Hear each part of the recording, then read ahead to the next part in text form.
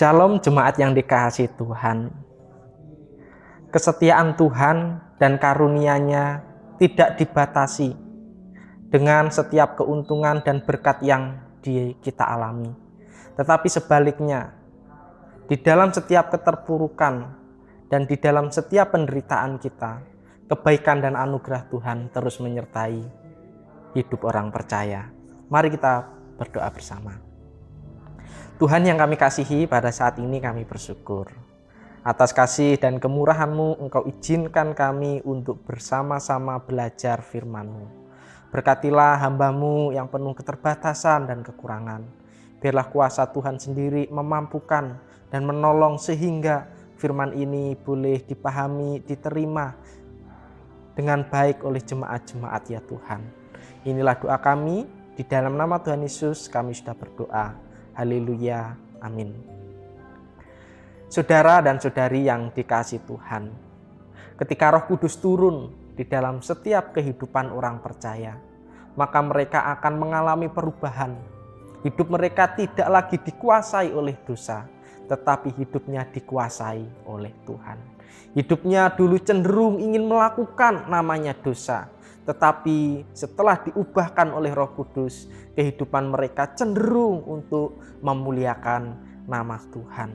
Mereka dipimpin untuk membawa kepada keselamatan dan kehidupan kekal. Mereka juga memiliki gairah untuk menyaksikan akan kasih yang telah dialami untuk disampaikan kepada orang-orang yang belum mengalami kasih Tuhan itu sendiri. Dan pada saat ini kita akan belajar bersama tentang kehidupan jemaat mula-mula ketika mereka bersekutu. Saya undang Bapak Ibu untuk membaca di dalam Kisah Para Rasul pasal yang kedua, ayat yang ke-41 sampai ayat yang ke-47.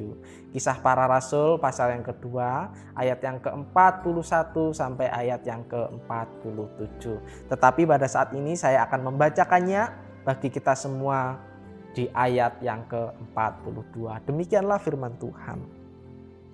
Mereka bertekun dalam pengajaran rasul-rasul dan dalam persekutuan, dan mereka selalu berkumpul untuk memecahkan roti dan berdoa. Bapak, Ibu, dan saudara yang dikasihi Tuhan, berkumpul merupakan suatu hal yang dikatakan tidak bisa kita hindari. Ketika kita berkumpul, mungkin di kafe, di sekolah, mungkin ketika kita berkumpul karena saudara atau saudari kita merayakan pesta, pastilah kita bertemu dengan banyak orang. Dan kita bisa melihat karakter-karakter, sikap dan sifat dari orang-orang yang kita jumpai. Dan tentunya ketika kita berkumpul dengan orang-orang yang kita kasihi, contohnya perkumpulan keluarga besar atau perkumpulan dengan orang-orang yang sehobi dengan kita, tentunya kita akan merasa terbuka tentang setiap apa yang kita alami pada saat itu. Dan demikian sebaliknya, mereka juga akan men-sharingkan kehidupan mereka sehingga kita bisa memahami, mengerti apa yang mereka rasakan. Kenapa hal ini bisa terjadi? Karena kita menyadari ada namanya keterbukaan dan juga ada namanya kepercayaan satu dengan yang lainnya. Demikianlah dengan jemaat mula-mula pada saat itu. Mereka saling percaya dan mereka saling terbuka. Dan ketika kita melihat di dalam Kisah Para Rasul ini, ada 4 ciri yang membuat mereka bertumbuh di dalam Tuhan ketika mereka berkumpul. Yang pertama adalah mereka selalu hidup dalam pengajaran para rasul. Hidup dalam pengajaran para rasul. Artinya ketika mereka berkumpul pada saat itu, mereka memiliki satu tujuan, yaitu mendengarkan akan pemberitaan firman Tuhan yang telah disampaikan oleh rasul-rasul pada saat itu. Dan ketika kita membaca perikop yang sebelumnya, kita melihat salah satu pribadi yang cukup mengejutkan, yaitu Petrus. Dia adalah seorang murid Yesus. Yang kedua, dia adalah seorang nelayan. Dia tidak memiliki kedudukan yang baik dan juga pendidikan yang baik di dalam kehidupannya. Bukan seperti Matius, bukan seperti Lukas, bukan seperti Paulus, bahkan bukan seperti Apolos. Tetapi ketika dia memberitakan kebenaran firman Tuhan begitu luar biasa, bahkan dikatakan 3.000 orang bertobat. Ini bukan karena kemampuan dan juga bukan karena talenta dari Petrus itu sendiri, tetapi Roh Kudus sendiri yang memampukan dan menolong untuk menyampaikan berita Injil. Banyak orang pada saat itu tidak memahami siapakah pribadi Yesus yang beberapa waktu telah mereka bunuh dan juga telah mereka olok-olok. Mereka menganggap bahwa Yesus adalah penista agama yang menyatakan bahwa dia adalah anak Allah. Dia juga membuat orang-orang kecewa karena setiap perkataan-perkataannya itu bertentangan dengan hukum Taurat pada saat itu. Orang Farisi mengatakan bahwa hari Sabat tidak boleh bekerja sama sekali, tetapi Yesus mengatakan boleh untuk mendatangkan kebaikan. Orang Farisi mengharamkan beberapa makanan, tetapi Yesus juga berbalik, semua makanan boleh dimakan. Hal ini adalah bertentangan satu dengan yang lain. Bahkan Yesus dibenci karena dia mengatakan dia adalah anak Allah. Dan pada saat itu banyak orang yang tidak suka, khususnya ahli Taurat dan orang-orang Saduki, sehingga mereka menyalibkan seperti seorang pengkhianat pada saat itu. Tetapi ketika Petrus berkhotbah bahwa dia adalah Tuhan yang turun ke dunia menjadi manusia, dan dia datang bukan untuk menjadi raja dunia, tetapi menjadi raja bagi orang-orang percaya dan menebus melalui kematiannya di kayu salib, sama seperti yang dilakukan atau dikatakan oleh beberapa nabi dalam perjanjian lama. Bapak, Ibu, dan saudara-saudari yang dikasihi Tuhan, belajar kebenaran firman Tuhan dari perjanjian lama dan perjanjian baru itulah sangat penting. Kenapa saya mengatakan demikian? Karena terkadang kita membaca Alkitab hanya sebagian saja. Tetapi saya harapkan dan saya dorong Bapak Ibu untuk belajar kebenaran firman Tuhan dengan utuh dan dengan benar. Bagaimana caranya kita belajar kebenaran firman Tuhan? Mungkin mengikuti seminar, mungkin melihat di YouTube, mungkin kita membaca Alkitab baik yang ada di HP, dalam bentuk buku, dalam bentuk tablet, dan lain sebagainya. Itu menolong kehidupan kita. Apa yang tidak kita ketahui menjadi kita ketahui. Apa yang sebenarnya Alkitab tidak izinkan, ternyata itu semua diizinkan. Dan di dalam 2 Timotius pasal yang ketiga ayat yang ke-16 dikatakan, segala sesuatu yang diilhamkan Allah bermanfaat untuk mengajar, menyatakan kesalahan, untuk memperbaiki kelakuan, dan untuk mendidik orang di dalam kebenaran. Artinya apa? Segala firman yang telah diberitakan oleh para rasul, para nabi, dan ditulis menjadi Alkitab itu bermanfaat untuk mendorong, memotivasi, menguatkan kehidupan kita untuk semakin cinta kepada Tuhan. Dan selanjutnya apa? Dikatakan bahwa menyatakan kesalahan, setiap kesalahan-kesalahan yang telah kita perbuat ketika kita membaca Alkitab, ternyata itu menyadarkan kita supaya memperbaiki kelakuan-kelakuan yang dahulu telah kita perbuat, dan kita mau tunduk dan dididik di dalam kebenaran itu sendiri.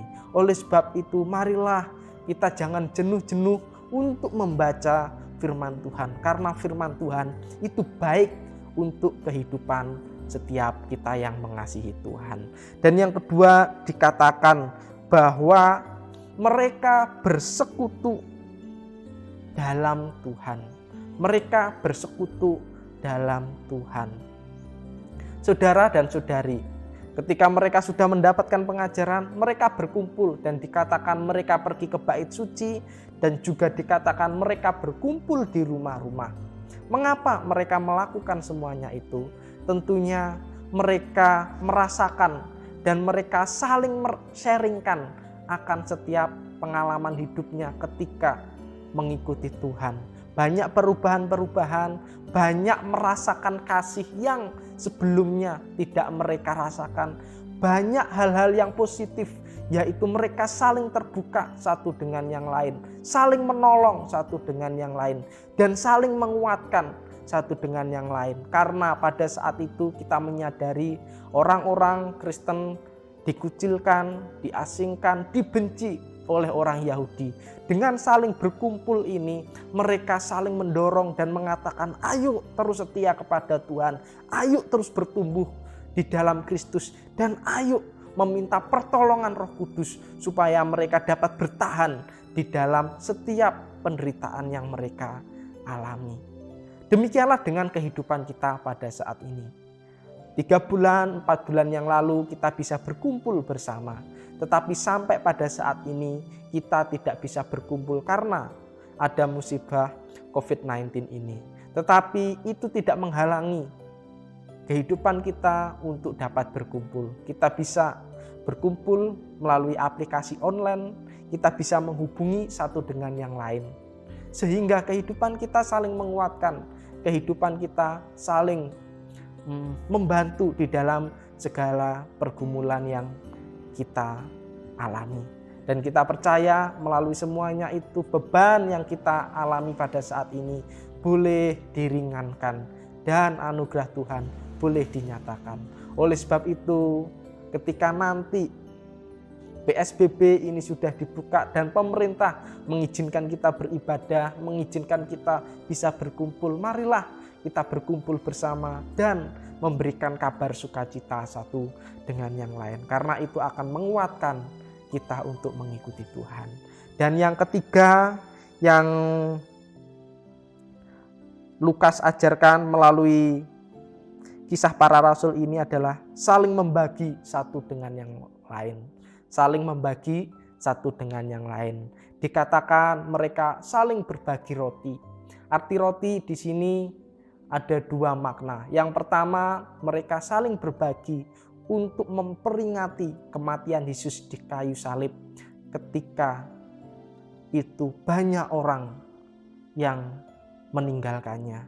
Dan yang kedua, memperingatkan ketika Yesus melakukan perjamuan kudus bersama murid-murid pada saat itu.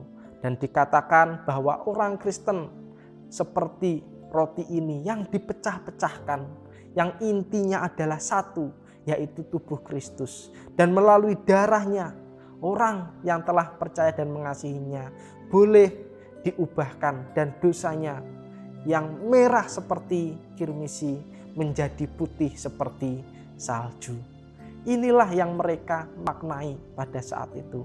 Dan mereka sangat bersukacita karena Tuhan yang telah mereka nanti-nantikan bertahun-tahun, berabad-abad telah nyata melalui anaknya Yesus Kristus. Dan mereka mendapatkan kepastian keselamatan.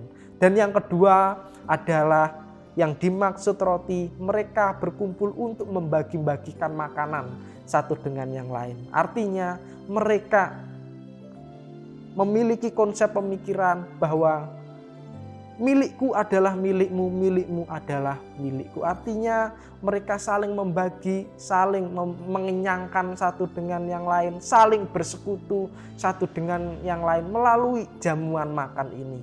Dan mereka sangat bersukacita akan semuanya ini, sehingga mereka saling bertumbuh di dalam Tuhan. Ada orang yang pernah berkata kepada saya, Pak Elkana, apakah setiap ibadah itu selalu ada makanan dan selalu ada minuman seperti jemaat mula-mula? Dan saya menjawab, tidak harus. Bisa kita memberikan makanan atau minuman ketika tuan rumah atau gereja memiliki makanan atau memiliki minuman. Tetapi itu hanya sebatas sarana untuk mengakrabkan jemaat satu dengan jemaat yang lain. Saling membantu satu dengan yang lain untuk berkomunikasi melewati makanan itu. Sehingga kehidupan mereka saling terbuka dan saling men-sharingkan kehidupan yang mereka jalani pada saat itu. Inilah fungsi makanan dan minuman ketika mereka beribadah. Oleh sebab itu marilah kita maknai makanan dan minuman dalam perjamuan kudus ini sebagai bentuk mengingat akan pengorbanan Yesus di kayu salib. Makanan dan minuman di dalam gereja ketika selesai ibadah mengingatkan kita itu hanya sebatas sarana supaya kita saling akrab dan terbuka dengan jemaat Tuhan satu dengan yang lain. Dan yang keempat, saling mendoakan. Inilah yang sangat penting di dalam kehidupan orang percaya. Pada saat itu mereka menyadari bahwa doa adalah kekuatan mereka. Doa bukan mengubah kuasa Allah atau mengubah kehendak Allah, tetapi mengubah kehidupan mereka untuk semakin intim berhubungan dengan Allah, untuk semakin dekat berhubungan dengan Kristus yang mereka sembah pada saat itu. Dengan doa banyak hal yang bisa mereka lakukan, yaitu mereka merasa mampu, merasa kuat, merasa bisa melakukan untuk memberitakan Injil. Dan pada waktu itu melalui doa-doa itu mereka bisa menjalani hidup bersama dengan Tuhan. Demikianlah dengan kehidupan kita pada saat ini. Mungkin sekarang kita sering bergumul, kita juga sering mengeluh kepada Tuhan karena situasi dan kondisi yang begitu sulit. Tetapi kita harus menyadari bahwa ketika kita berdoa bukan saja berdoa untuk diri kita sendiri, tetapi Tuhan mengizinkan supaya kita berdoa untuk orang-orang yang kita kasihi. Seperti Stefanus yang berdoa supaya mengampuni orang yang menganiaya. Seperti Yesus berdoa untuk mengampuni orang yang membunuhnya. Karena mereka tidak tahu apa yang mereka perbuat. Seperti Paulus di dalam kitab Roma pasal yang ke-9 mendoakan bangsa Israel supaya dapat percaya dan mengasihi Tuhan pada saat itu. Doa-doa ini adalah merupakan suatu yang terpenting sehingga hubungan pribadi kita dengan Tuhan semakin indah dan kita menyerahkan segala pergumulan dan segala hal yang ada di dalam hati kita yang tidak mengenakkan supaya Tuhan tolong dan juga Tuhan boleh wujud nyatakan. Tetapi pada dasarnya hanya satu, biarlah Tuhan sendiri yang berkehendak di dalam kehidupan orang-orang percaya. Oleh sebab itu marilah kita saling mendoakan satu dengan yang lain, khususnya iman-iman orang percaya. Dan yang kedua, bangsa dan negara. Berdoa bagi orang-orang yang belum mengenal dan mengasihi Tuhan. Biarlah Tuhan sendiri yang terus memberkati kehidupan mereka. Dan pada akhirnya apa yang mereka dapatkan yaitu banyak orang yang berkumpul bersama dengan mereka. Banyak orang yang takut karena apa? Kuasa Tuhan boleh nyata di dalam kehidupan. Karena Roh Kudus bekerja di dalam kehidupan yang memiliki 4 hal ini. Oleh sebab itu marilah kita kembali lagi kepada semangat jemaat mula-mula. Bertekun dalam pengajaran, bersekutu bersama, terus saling berbagi di dalam kehidupan mereka. Dan yang terakhir saling mendoakan. Amin. Mari kita berdoa. Tuhan yang kami kasihi, pada saat ini kami belajar kebenaran firman-Mu yang singkat dan sederhana. Jemaat mula-mula adalah standar hidup yang begitu indah yang Engkau boleh nyatakan di dalam kitab Kisah Para Rasul ini. Berkati ya Tuhan setiap kami orang-orang yang percaya, yang melupakan akan semangat, visi dan misi jemaat mula-mula.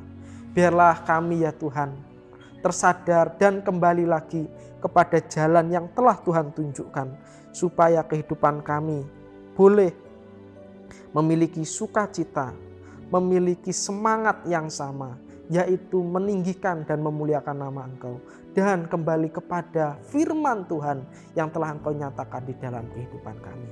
Berkatilah kami pada saat ini ya Tuhan, biarlah Tuhan sendiri terus memberikan anugerah dan kasih karunia. Di dalam nama Tuhan Yesus kami sudah berdoa, haleluya, amin. Tuhan Yesus memberkati kita semua.